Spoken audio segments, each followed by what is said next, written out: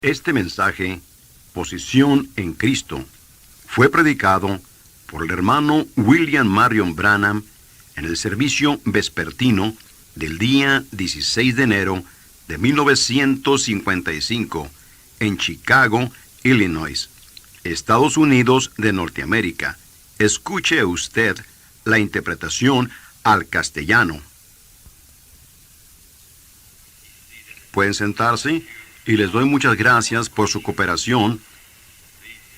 Estos halagos que el hermano Joseph, mi amigo y hermano, acaba de hacer, es que él me ama. Esa es la razón que él dice estas cosas, que lo siento que se nos hizo tarde. Yo dije anoche que estaríamos aquí a las 3, pero pienso que algo sucedió. Cuando yo llegué aquí, me dijeron que iban a llegar un poquito tarde. Yo los escuché anunciar que van a repartir las tarjetas a las 6 y para el otro servicio a las 7. Así que va a ser una tarde ocupada. Me apresuraré con mi porción del servicio. Muchos de ustedes tienen que regresar a sus hogares, tal vez para comer o para algo. Y pueda que algunos quieran ir a casa y pueda que algunos se queden y demás. Pero a lo que el Señor los guía a hacer. El hermano Joseph dice: hermano Branham, si usted preferiría el servicio a las 2:30 y a la gente le gustaría también, podemos tenerlo a las 2:30, creo yo. Bueno, eso probablemente sería bueno. En la tarde entonces, el domingo en la tarde, sí. El próximo domingo por la tarde ellos lo estarán anunciando para las 2:30. Estemos un poquito temprano, dijo el hermano Joseph. Lo hace un poquito difícil cuando uno tiene, ustedes saben, uno tiene que apresurarse. Ahora, yo estaba pensando cuando venía para acá, ustedes saben lo que hace un predicador. Cuando uno llega a alguna parte y dice, bueno, mire, cuando uno va a hablar, bueno, yo voy a hablar sobre un cierto tema, y cuando uno llega allí, el Señor dice, ese no es. Así que uno empieza de nuevo. Yo estaba sentado allá atrás e iba a hablar sobre las promesas infalibles de Dios.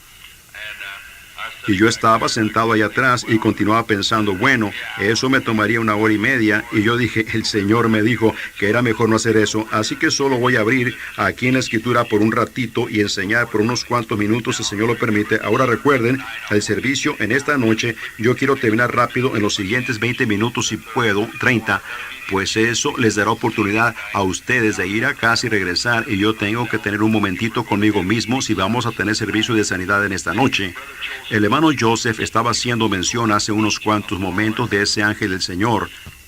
Mañana ellos tendrán muchas de esas fotografías aquí que fueron tomadas de él, y algunos de los libros para aquellos quienes no los tienen. No los vendemos en domingo o nada, y solamente nosotros. Yo los compro con un descuento de 40%, y el señor Woods y el señor Biller, sentados aquí, mis agentes para estas cosas, ellos se encargarán de ellos y tendrán un estante o algo el lunes. Si a alguno le gustaría obtener una de esas fotografías, bueno, usted puede obtener una, muchas o tantas como usted quiera. Ahora, a la noche es el servicio de sanidad, así que estén seguros de venir temprano a las 6 para recibir su número. Nosotros lo llamamos por número, repartimos tarjetas nuevas cada día porque gente nueva está viniendo, y si nosotros las repartimos todas al mismo tiempo, ellas no tendrán oportunidad. Y muchos de ustedes saben las reglas de la campaña. Nosotros procuramos hacerlo tan honesto y verdadero delante de Dios como podemos hacerlo. Y así que esa es la manera mejor que pudimos encontrar, que cada día todos, si uno reparte todas las tarjetas cuando ustedes vienen primero, entonces alguien viene al segundo día y ellos no tienen una oportunidad. Y si uno tiene que repartirlas cada día nuevamente. Y si uno las reparte a los ministros, lo cual intentamos por un tiempo, quizás ellos le daban a algún extraño una tarjeta y luego quizás a uno de su gente ellos no podían meterla en la línea. Y así es, eso causa resentimientos, y nosotros lo hemos solucionado a través de todos estos 8 años de viajar, hasta que nos dimos cuenta que quizás dándolas y repartiéndolas cada día nosotros mismos y repartiéndolas a la gente un poquito antes que el servicio empiece, y podemos llamarlos en donde sea que el Señor ponga en nuestro corazón llamar.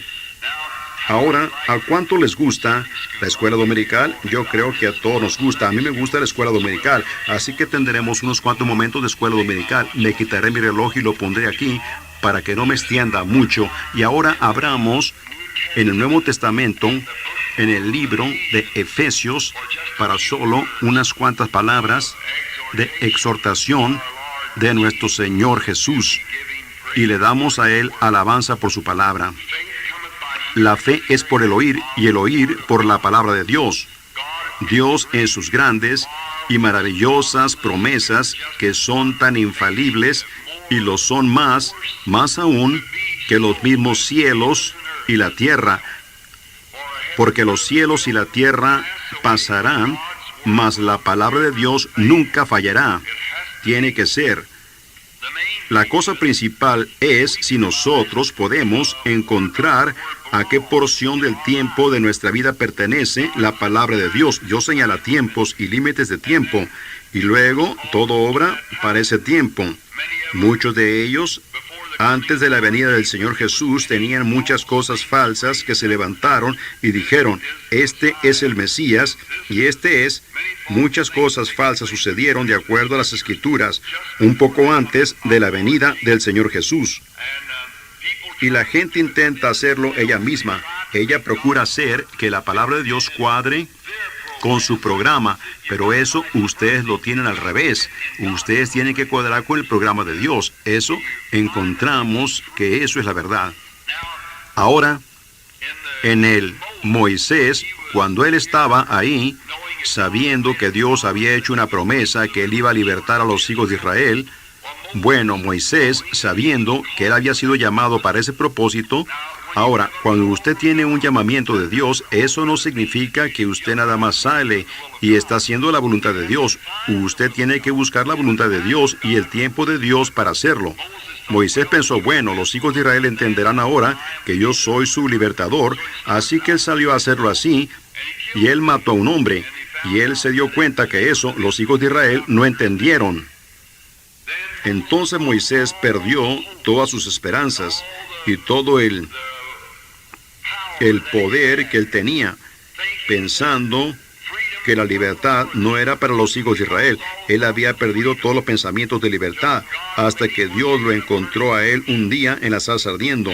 Y luego, cuando la sazón de Dios vino exactamente, entonces él le reveló a Moisés su plan.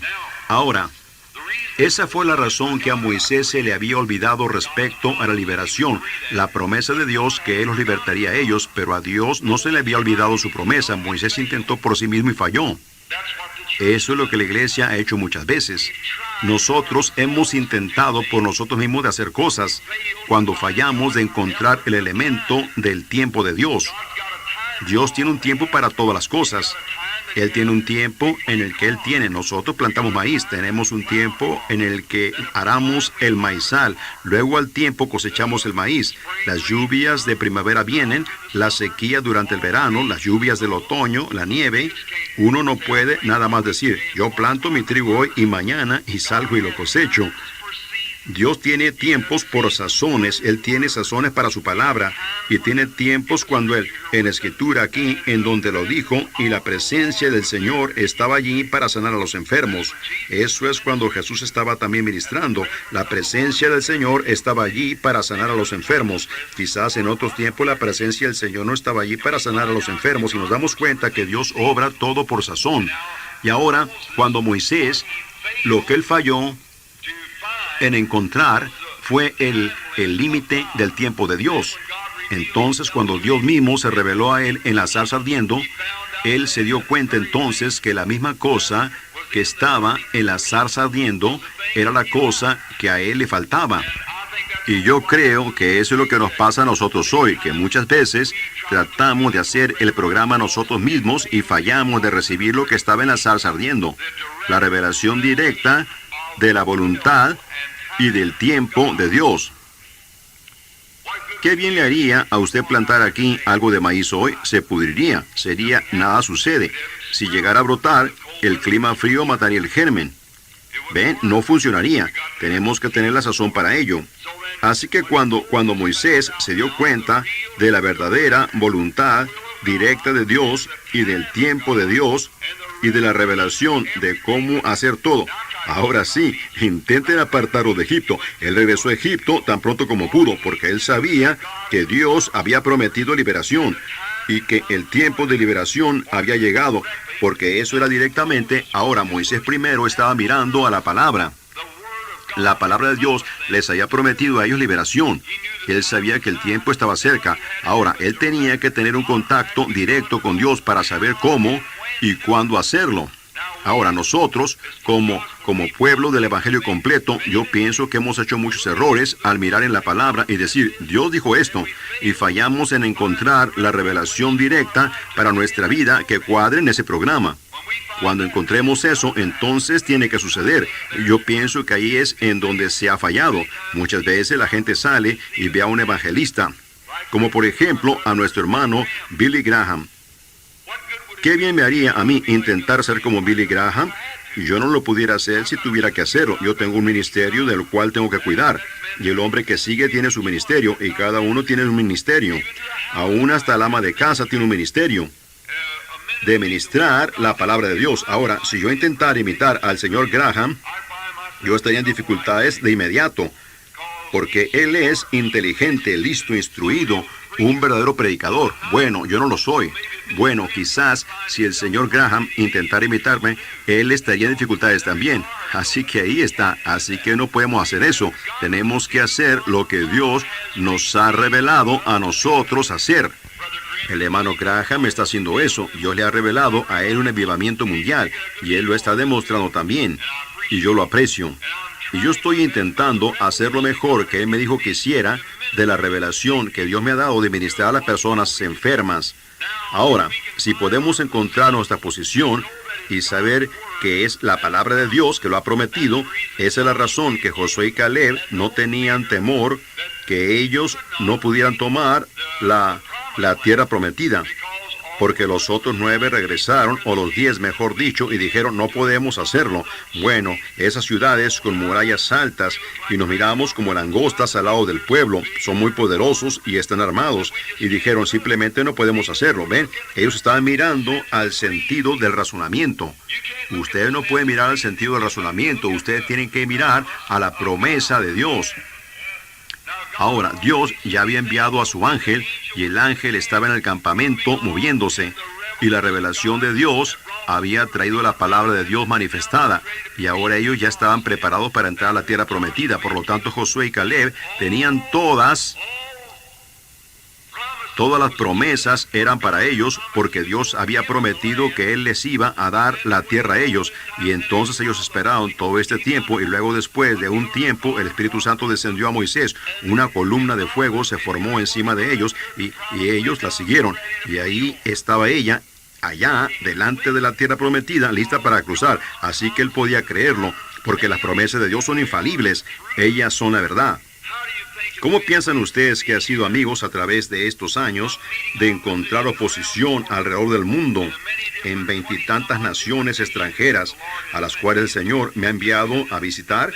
Y ahí había críticos y oposición y demonios y científicos tratando de refutarlo y pasarlo por toda prueba que podía ser probado. Yo soy, por la gracia de Dios, yo nunca he visto una ocasión en la que yo he temido por un momento. ¿Por qué? Porque Dios ha prometido que Él lo haría. ¿Ven? Y yo le creo a Él. Y así que cuando la oposición viene, bueno, no es para que yo me encargue de eso. Es Él el que se encarga de eso. En lo que a mí respecta, es ir a donde Él me dice que vaya, correcto. Él se encargará de la oposición. Ahora, por unos cuantos momentos, para darnos cuenta posicionalmente lo que nosotros somos en Cristo Jesús, y yo pienso que si la iglesia ahora puede darse cuenta lo que ellos son y cómo entrar y qué hacer después de que ellos entran, bueno, será una cosa gloriosa cuando aprendamos estas cosas. ¿No creen ustedes así? Ahora, en el libro de Efesios, yo quiero leer la epístola de Pablo, solo una porción de ella. No sabemos cuánto nos extendamos, pero me estoy tomando el tiempo yo mismo con este reloj aquí. Pablo, apóstol de Jesucristo por la voluntad de Dios. Un apóstol. La palabra apóstol significa uno que es enviado. Yo con frecuencia me he preguntado por qué el misionero quiso ser llamado misionero. Un misionero es un apóstol. La palabra misionero significa uno enviado. Apóstol significa uno enviado. Un misionero es un apóstol. Cuando la gente dice que no hay más apóstoles y esa misma iglesia envía misioneros y dice que no hay apóstoles, yo no lo entiendo. Pero el apóstol es uno que es enviado. También el misionero es uno que es enviado por Dios. Y Pablo, no por deseo, no por gusto, no por la voluntad del hombre o sus propios deseos humanos, sino por la voluntad de Dios, él fue un apóstol. Nosotros necesitamos más como esos. Por la voluntad de Dios, él iba camino a Damasco para arrestar, piénsenlo, iba a arrestar al mismo grupo que él fue enviado para ser un apóstol. Ahora, ustedes ven cuán contrario se mira para el elemento humano las cosas que Dios hace. Precisamente las cosas que uno piensa que no haría, esas pudieran ser precisamente las cosas que uno tiene que hacer. Cuando yo primero vi a la gente del Evangelio completo, vi a una muchacha una noche pararse en la audiencia cuando la música estaba tocando y empezar a danzar de punta a punta del auditorio. Yo nunca dancé en mi vida, nunca estuve en un salón de danza y nunca quería danzar. Bueno, por el egoísmo aquí, no audible, sino en mi corazón, yo critiqué a la muchacha. Yo dije, no hay nada de Dios respecto a eso. Solo un joven predicador bautista sentado ahí y dije, no puede haber nada en eso. Esa mujer allá en el auditorio, ella únicamente está haciendo una exhibición. Ella solo quiere que alguien la mire. Yo por nada lo hubiera dicho en voz alta, pero en mi corazón yo lo estaba pensando. Algunos de ellos dijeron, ¿qué pensó usted de la reunión? Yo dije, estuvo bien. Pero en mi corazón, yo no creí en eso. Así que ustedes saben, una noche de Año Nuevo, yo estaba sentado en mi propio tabernáculo y ellos empezaron a tocar esta alabanza, habrá en el aire un encuentro con Jesús. ¿Y saben ustedes lo que sucedió? Yo hice la misma cosa. Así que ustedes ven por qué. Precisamente las cosas que uno dice que no haría, puede hacer que uno tenga que hacerlas en alguna ocasión. Así que me imagino que Pablo dijo que él nunca se rebajaría y se metería al polvo como algunas de esas otras personas, y gritaría y vociferaría y se comportaría así como ellos lo estaban haciendo, pero Dios le mostró que él tenía que hacerlo. Así que algunas veces cuando uno dice que no hará algo, tenga cuidado, pueda que Dios lo haga hacerlo. Muy bien, entonces él era un apóstol por la voluntad de Dios. Él no tenía voluntad en ello, Dios lo hizo. Lo hizo a él un apóstol del Señor Jesucristo. Por la voluntad de Dios a los santos. Fíjense, esto no está dirigido a los pecadores, incrédulos. Esto está dirigido a los santos o a los santificados. Escriban lo que la palabra santificar significa los limpiados y puestos a un lado para servicio. En el Antiguo Testamento es una palabra compuesta, no únicamente significa limpio, sino significa puestos a un lado para servicio. ¿Ven? Es ser limpiado y puesto a un lado para servicio. El altar santificó al vaso y él lo puso a un lado para servicio. A los santos y fieles en Cristo Jesús que están en Éfeso. ¿Ven a quién él está dirigiendo esto?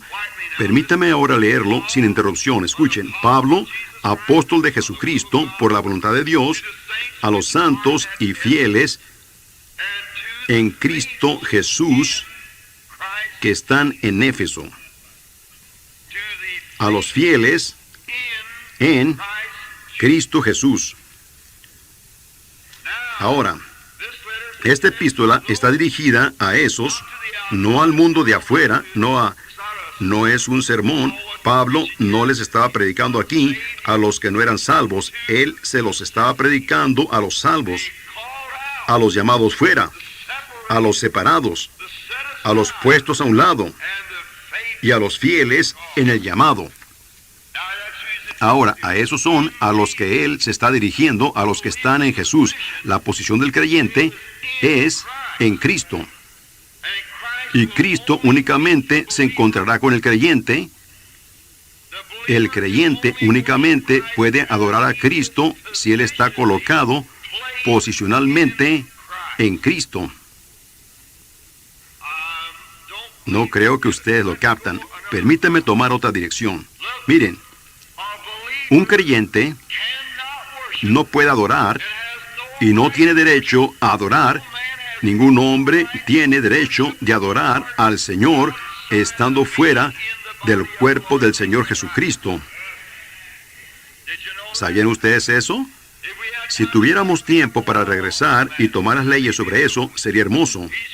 Él es quien se está dirigiendo al creyente en Cristo. Anoche yo estaba predicando de la sangre, cómo es que Dios entró al vientre de la Virgen y el Creador mismo haciéndose una célula de sangre, y de la célula empezó a presionar más allá de la célula, y por medio de ese rompimiento de la célula de sangre, rompió donde estaba encerrado rompió el velo, mejor dicho, en donde ellos lo tenían a él separado, y ahora puede traer al creyente dentro del compañerismo con él, únicamente a través de la sangre.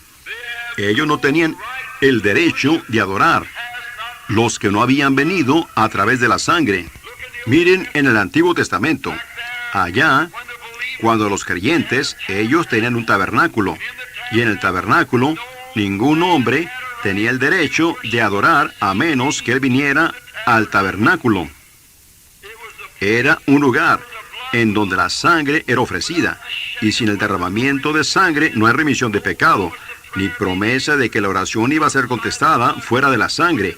Pero los hijos de Israel iban al templo, un lugar que era designado por Dios para que todos los creyentes se reunieran en un compañerismo.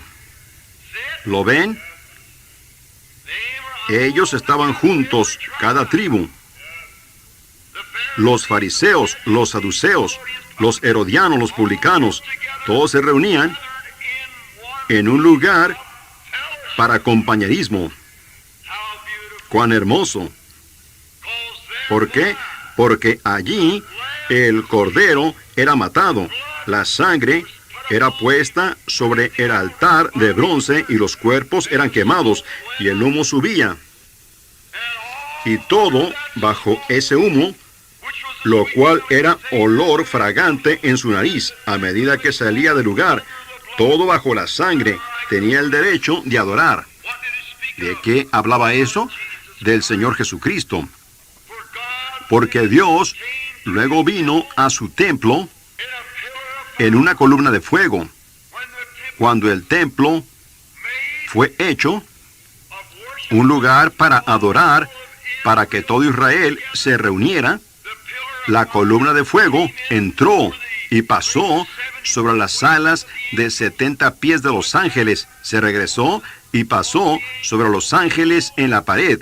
Regresó al propiciatorio, en donde dos grandes querubines de bronce de 14 pies estaban con sus alas juntas una con la otra, y allí se posó. Dios viniendo a su templo para ser adorado desde ese templo, en donde la sangre afuera hizo una expiación. Entonces, cuando Cristo vino a la tierra, cuando Él fue bautizado en el Jordán, al igual que el lavamiento del cordero en el lavatorio de bronce, fíjense, entonces Juan dio testimonio, viendo al Espíritu de Dios como una paloma, descendiendo, y se posó en Él, y entró en Él. Dios viniendo a su templo. Dios estaba en Cristo reconciliando al mundo para sí mismo. Ese era su templo. Entonces, ese cuerpo, por el pecado, nuestros pecados, fue partido. Su carne partida en dos. Los vasos sanguíneos fueron rotos. Y allí, ahora, mientras el Espíritu salió de su cuerpo, entonces, todos los creyentes, espero que ustedes lo vean, miren, todos los creyentes que entran a través de la sangre en el cuerpo de Jesucristo, adoran a Dios a través de la sangre derramada de Jesucristo, en donde ellos están posicionalmente colocados en Cristo. ¿Lo ven ustedes? Para aquellos que están en Cristo, fieles, llamados, escogidos en Cristo. A esos son a quienes Pablo les está dirigiendo esta carta. ¿No están ustedes contentos hoy que están en Cristo? ¿Cómo entramos? Quisiera que tuviéramos tiempo para ello, como por 6 minutos más. Miren, ¿cómo entramos en Cristo? Por un espíritu, ni siquiera un compañerismo. No, no. La primera cosa viene primero. Por una iglesia, no. Por una carta, no. Por un credo, no. Sino, por un espíritu, todos somos bautizados dentro de un cuerpo. No por agua, no por fuerza, no por poder, sino por mi espíritu, dice el Señor. Por un espíritu somos bautizados. ¿Qué? Por un espíritu. ¿De dónde habla el espíritu? ¿En dónde está la vida? En la sangre, viniendo a través de la sangre de Cristo. Primero, llegando a ser un creyente. Fuera de Cristo, sin Dios, sin esperanza en el mundo, condenado a morir. Entonces, Dios, por gracia, nos elige, nos llama a Cristo. Lo oímos a Él dentro de la célula de sangre, llamándonos a vida. ¿Lo captan?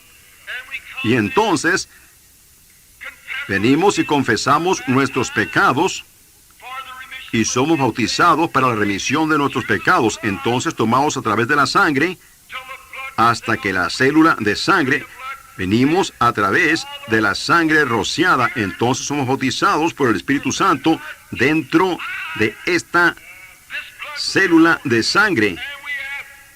Y tenemos compañerismo uno con el otro, mientras la sangre de Jesucristo, el Hijo de Dios, nos limpia de toda maldad. Oh, hermanos, allí está. Eso es lo que necesitamos. Primero venir posicionalmente a Cristo, a través de la sangre derramada, y luego estamos posicionalmente sentados en Cristo. Fíjense en esto ahora, el siguiente versículo.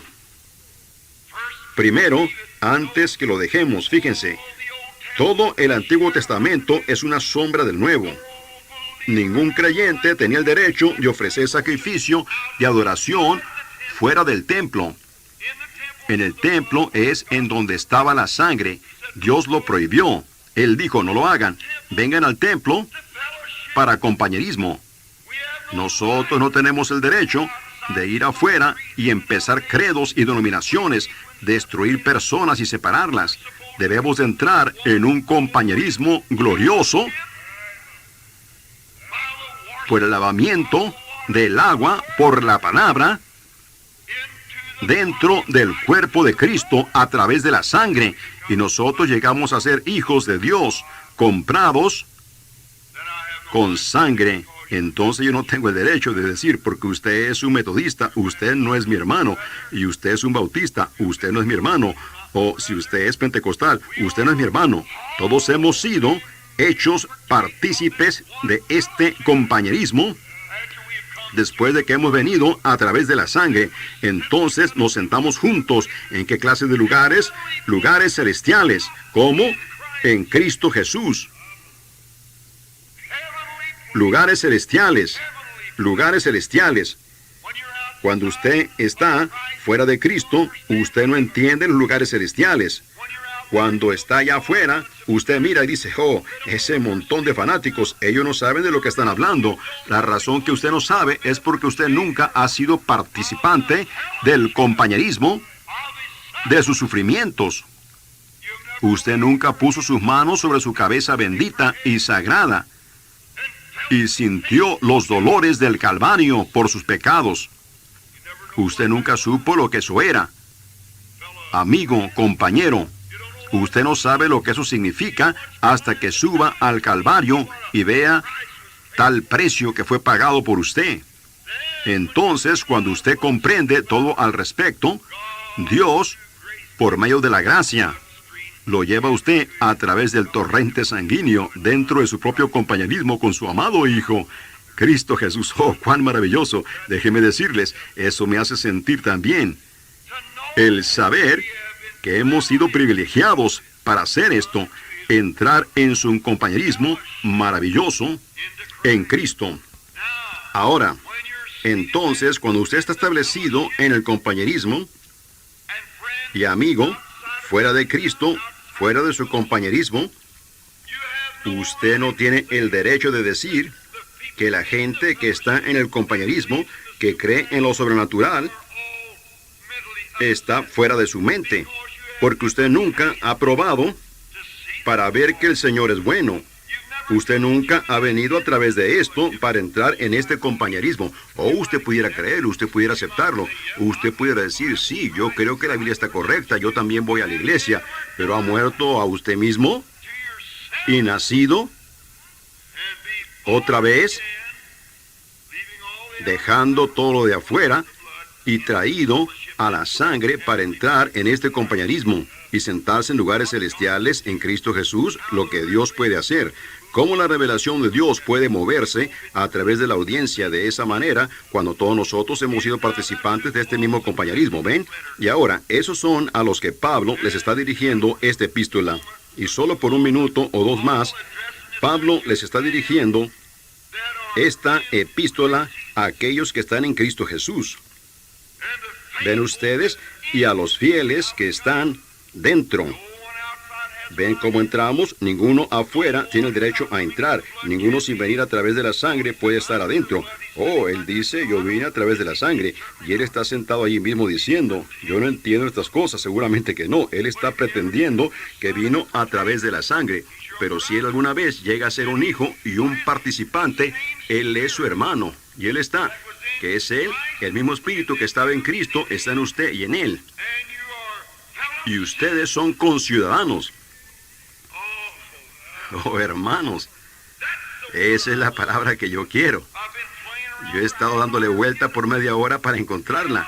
Conciudadanos del reino espiritual. Ciudadanía. ¿No están ustedes contentos en esta noche que la tienen? Conciudadanos del reino de Dios. Esperando que el Rey venga algún día. Ahora, nos apresuraremos. Gracia y paz a vosotros, de Dios, nuestro Padre, y del Señor Jesucristo. Él les está dando su saludo o su salutación a la iglesia. Bendito sea el Dios y Padre de nuestro Señor Jesucristo, que nos bendijo con toda bendición espiritual. Piénsenlo. Yo pensé que la bendición espiritual vino únicamente, el compañerismo, el Espíritu Santo, vino únicamente en Pentecostés. Esto es 32 años después, que está bendiciendo a la iglesia de Éfeso, a la iglesia gentil. Nos está bendiciendo en lugares celestiales. Usted únicamente puede estar en lugares celestiales cuando usted esté en Cristo Jesús. Así que si el Espíritu Santo los bautizó a ellos en lugares celestiales, en ese entonces, Él bautiza ahora en lugares celestiales. El mismo compañerismo. Ahora, lugares celestiales en Cristo. Ahora, rápidamente, yo les daré a ustedes mi punto de vista y luego tendremos que irnos. Según Dios nos escogió, no mi deseo, no su deseo, no fue el deseo de Pablo.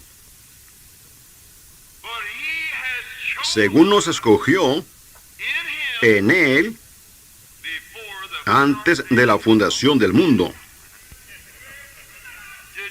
¿Pensaron ustedes en eso? Él nos escogió en Él antes de la fundación del mundo. ¿Para qué? Para que fuésemos santos. No porque yo viví bien, sino porque Él me escogió para ser de esa manera. Él lo hizo, no yo. Esa es la razón que usted es santo esta tarde, no porque usted lo merece, sino porque Él lo escogió a usted para ser de esa manera. ¿Cuándo? Antes de la fundación del mundo. Santos y sin mancha. Delante de Él en amor. ¿Cómo pudiéramos hacerlo? Tenía que haber una obra maestra para hacer eso. Y ese fue Cristo Jesús. Escuchen. Ustedes no lo recuerdan, ni tampoco yo. Pero nosotros estábamos antes de la fundación del mundo. Cuando Dios hizo al hombre, dijo, hagamos al hombre a nuestra imagen, démosle a ellos, plural, hagamos al hombre a nuestra imagen, hombre espíritu, y démosle a ellos dominio sobre los peces del mar y del ganado y demás. Génesis 1. Dios diciendo eso, hagamos al hombre. Ahora, allá, antes de la fundación del mundo, Dios lo escogió a usted en Cristo Jesús para parecer santo al fin del tiempo, todo el trayecto desde la fundación del mundo.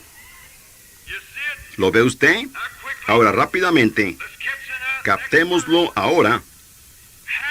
El siguiente versículo, habiéndonos predestinado o elegido para ser adoptados hijos suyos por medio de Jesucristo, según el puro afecto de su voluntad. ¿Me permiten hablarles a ustedes solo por un momento? Dios, antes que el mundo empezara, fíjense, ninguno, dijo Jesús, puede venir a mí si el Padre que me envió no lo trajere. Esa es la propia palabra de Jesús. Aquí está la célula de sangre, aquí está rota, aquí está el rociamiento de la sangre moviéndose. Ahora, aquí está Cristo dentro de esta célula de sangre. Cristo significa el ungido. Él era la célula de sangre ungida. Aquí Él está dentro de aquí. Aquí está Dios, nuestro Padre. Miren lo que Él está haciendo. Ningún hombre puede venir a mí a través de este rociamiento de sangre, excepto que mi Padre lo trajere. Y todo el que viene, yo le daré a él vida eterna, no lo echo fuera, y lo resucitaré en el día postrero. ¿Ven ustedes lo que es? Ahora miren, Él nos ha escogido para este propósito, habiendo predestinado, o sabía previamente, Él entendió previamente lo que sería desde el principio. Dios en el principio, simplemente sabiendo lo que Él haría en el fin. Él predestinó, o podría decir previamente, lo que sería. Sabía previamente, sabiendo previamente que estaríamos en Cristo Jesús. Fíjense, habiéndonos predestinado para ser adoptados hijos suyos, la adopción. Tomaremos ahora las leyes antiguas solo por un momento otra vez y luego tendremos que terminar. En el Antiguo Testamento, cuando un hombre... ¿Están ustedes disfrutando la lectura de la palabra? A mí me gusta. Solo toleren unos cuantos minutos más. En el Antiguo Testamento, cuando un hombre tenía su pequeño reino, miren, él era el padre de este reino. Una pequeña posesión. En San Juan aún se continuó hasta el pueblo anglosajón en Bretaña hace años, aún hasta la traducción o versión de King James. Ustedes se encuentran en San Juan 14 que dice, en la casa de mi padre hay muchas mansiones. Eso suena extraño que en una casa haya mansiones, pero lo que es, en el tiempo de la versión de King James, como una traducción, cada hombre que tenía un reino, un rey, él tenía ese dominio que era de él. Y él era llamado el Padre. Y eso era llamado su casa. Los hijos, todos sus súbditos eran él era dominio, su dominio era sobre ellos, y eso era llamado su casa. Así que ellos dijeron, en mi padre, ahora, creo yo que Moffat lo pone en la casa apartamento, hay muchos apartamentos. Yo no estoy de acuerdo con eso. Pero, en el original dice, en el reino de mi padre hay muchos palacios. Eso suena mejor, ¿no es así? Correcto. Ahora, cuando un hombre, en el Antiguo Testamento, un hombre judío, en Palestina, de donde ellos eran ya sea que él fuera, o de la tribu de José, o de Efraín, o de la que él fuera, él tenía sus propias tierras destinadas que le pertenecían a él. La historia hermosa de Ruth, cuando regresó con Noemí, cuando Noemí había perdido toda su herencia, y Boaz la redimió. Creo que yo prediqué sobre eso la última vez que estuve aquí. Un cuadro hermoso. Ese fue su pequeño dominio, como su pequeño reino, su posesión. Era traspasado.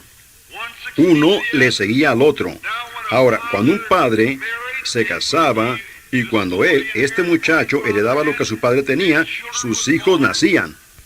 Ahora, cuando ese muchacho nacía en este pequeño, nosotros le llamamos acres pequeños o una granja pequeña. Cuando él nacía allí, el padre tenía siervos todo alrededor, pero el hijo era criado bajo un tutor o maestro o instructor. Gálatas, el capítulo 4, versículos del 1 al 5, da un cuadro hermoso de ello. Cómo estábamos bajo tutores por tanto tiempo. Pero ahora, cuando este hijo nacía, él llegaba a ser un hijo, en el mismo momento que él nacía en la familia. ¿Lo captan ustedes? Ahora, entonces había un tutor sobre ese muchacho para educarlo y criarlo. Bueno, él no era más que un siervo, dice la epístola a los Gálatas, hasta que él llegaba a una edad, un tiempo limitado que era establecido. Y este tutor siempre le llevaba el reporte al padre: tu hijo está progresando bien, o lo que fuera. Y ahora, ahí es en donde yo no estoy contradiciendo, mi hermano querido, pero miren, tómenlo como de alguien quien los ama. Ahí es donde los pentecostales fallaron en ver esto. ¿Ven? Si el Espíritu Santo quizás no queriendo darlo entonces, miren, cuando ustedes nacieron otra vez del Espíritu Santo, ustedes dijeron, esto es, hermano. Si era, ustedes eran hijos. Ustedes eran hijos sin lugar a duda. Ustedes nacieron en la familia. Pero sin embargo, el tutor, el cual es el Espíritu Santo, ha vigilado sobre la iglesia mientras ella ha estado madurando. Ahora, si este tutor, en lo natural, iba al padre y decía, mira aquí, ese muchacho no va a ser muy bueno. Yo trato de enseñarle, él simplemente no escucha. Él tiene su propia manera testaruda y él simplemente no escucha. Él va a hacer esto o él va a hacer eso. El padre comprende allí mismo que ese muchacho no puede tomar posesión de su dominio. Correcto, porque ¿qué haría él? Él lo malgastaría. El regreso del hijo pródigo da un cuadro muy hermoso de ello. ¿Ven? Él no podía. Lo que él haría es que hipotecaría la granja o la vendería y se lo bebería y se comportaría mal. Ahora, en el sentido espiritual, después que nosotros nacimos en Cristo, llegamos a ser hijos de Dios. Pero entonces, ven, Dios sabe mejor. Ahora, aquí es en donde yo digo reverentemente que no estoy de acuerdo con mis hermanos de la lluvia tardía. ¿Piensan ustedes que yo estoy persiguiendo a la iglesia? No, mi amado hermano, no, ¿ven? Ahora, este muchacho, después que llegaba a una cierta edad, él tenía que ser adoptado dentro de esa misma familia en la que él había nacido. Cualquier ministro sabe que eso es posicionar a un hijo. Él tenía que ser adoptado dentro de la familia en la que él había nacido. ¿Pudieran ustedes imaginarse eso? Pero esa es la enseñanza del Antiguo Testamento.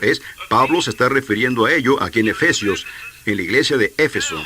Ahora, la cosa de esto es, hermanos, hemos intentado de poner a cada uno aquí, y a cada uno en esto, y a cada uno en eso, por la imposición de manos y separando o poniendo la parte, pero Dios tiene que hacer eso. Es el único que puede hacerlo. Ahora, cuando el padre se daba cuenta que este muchacho no era digno, él nunca lo negaba. Él todavía era su hijo, pero él no podía tener confianza en él. Él era muy llevado por doquiera de toda clase de vientos de doctrina. Eso es lo que dice la Escritura. No sean llevados por doquiera de todo viento de doctrina. Sean estables, creciendo en la obra del Señor siempre, sabiendo que el trabajo de ustedes no es en vano. Rápidamente, desearía que pudiéramos quedarnos en eso por un rato. Pero fíjense, entonces este padre... Llegaba el día en el que este muchacho quizás había estado bien y era un hombre digno. Él escuchó al padre, él recibió instrucciones, él era un buen muchacho. Entonces el padre lo llevaba a una calle pública y entonces él le ponía a él una ropa especial. Y luego el padre tenía una ceremonia y adoptaba a su hijo, en su familia. Pablo diciendo aquí, habiéndonos predestinado para ser adoptados. ¿Ven? Para ser adoptados. Moisés, una representación anticipada de ello. Y entonces este hijo, después que salía de allí, ya no se le daba, él ya no era más como el siervo bajo un tutor, él era el patrón. Amén. Y espero que esto penetre muy profundo. Voy a terminar en un momento. Entremos muy profundo. Este hijo no estaba ya más bajo un tutor, sino que él era como su padre. Y su padre le daba a él que hiciera ciertas cosas. El padre pudiera haberle dicho, encárgate de este campo aquí, o tú haz esto aquí, encárgate de los esclavos, o tú encárgate de lo que haya sido. Él estaba en posesión completa. Amén. Porque él fue adoptado dentro de esa familia y su nombre en un cheque era tan bueno como el de su papá. Ahora, lo que Dios ha hecho, la razón que vemos estas cosas, sabemos que hay algo que está errado, amigo. Vemos las promesas de Dios, lo vemos en la palabra de Dios, pero Dios apenas ha empezado, para mi humilde opinión, a adoptar a su hijo, llamándolo posicionalmente a un lado, dándole un cierto ministerio, ungiéndolos para ese propósito y enviándolos fuera. Observen qué sucede cuando Él lo hace. Sobre todo, lo que Él le da posesión a Él, sucederá.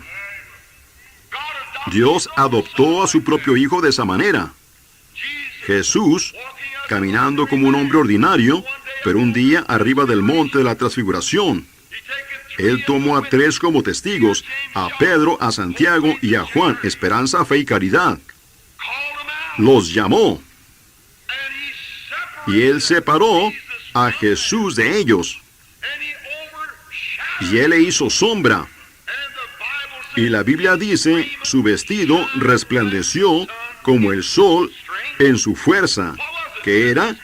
Ese vestido especial, Dios adoptando a su propio hijo. Y ellos vieron aparecer a Moisés y a Elías y demás. Entonces ellos lo mostraron a él. Y ellos vieron a Jesús solo. Y entonces, cuando él miró Dios el Padre, después de poner el vestido sobre su hijo, él dijo, este es mi hijo amado, a él oíd.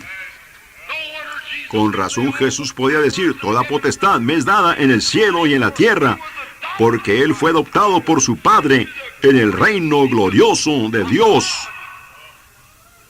Ahora, sentado en la majestad a su diestra, por encima de todo arcángel y ángel, de toda estrella, luna o de todo nombre que es nombrado en el cielo, está sujeto al nombre de Jesucristo, porque él fue adoptado por Dios el Padre. Ahora en su iglesia, usted que está posicionalmente sentado en lugares celestiales en Cristo Jesús, sea humilde, hermano. Algún día el Espíritu Santo le hablará a usted. Lo llamará a un lado, en alguna parte, en una cabaña pequeña, a un lado de la colina, o en el cuarto de lavar, en alguna parte, y ahí lo ungirá para cierto servicio o para hacer cierta cosa. No será la imposición de la mano de los presbíteros o los ancianos, será la imposición de las manos del Dios Todopoderoso para poner un nuevo ministerio en usted y un vestido nuevo sobre usted. y establecerlo como un ejemplo. Y todos los demonios atormentadores nunca lo turbarán. Dios, conceda a mis hermanos que cada uno de nosotros recibamos esta bendición. Oremos. Oh Dios, Padre nuestro, estamos agradecidos contigo en esta tarde por Jesús, como tú lo llevaste allá arriba al monte de la transfiguración y fue transfigurado delante de ellos, tú lo cambiaste a él. Y tu voz dijo, como en la adopción, este es mi Hijo amado, a él oíd. Y Dios, estamos procurando lo mejor que podemos de oírlo a Él y de seguirlo a Él en todo lo que hacemos o decimos. Envíalo dentro del edificio en estos momentos, Señor. Pon una unción nueva sobre cada ministro aquí, sobre cada laico aquí, metodista, bautista, presbiteriano, católico, o lo que ellos sean, Padre. Ellos están aquí porque ellos te aman. Y nosotros estamos gimiendo, esperando por ese tiempo de adopción. Y creemos que uno de estos días el Espíritu Santo se moverá dentro, no con un nuevo nacimiento, porque hemos recibido eso a través de Cristo, sino que tú entonces adoptarás a tu iglesia. Entonces ella será vestida en el poder de la resurrección del Señor. Y pedimos, Padre, que tú hagas esto prontamente, porque los días se miran tan oscuros y malos por delante. Pedimos que tú nos adoptes ahora, Señor, dentro de tu familia. Danos la autoridad que necesitamos, Padre, para hacer callar a los oponentes.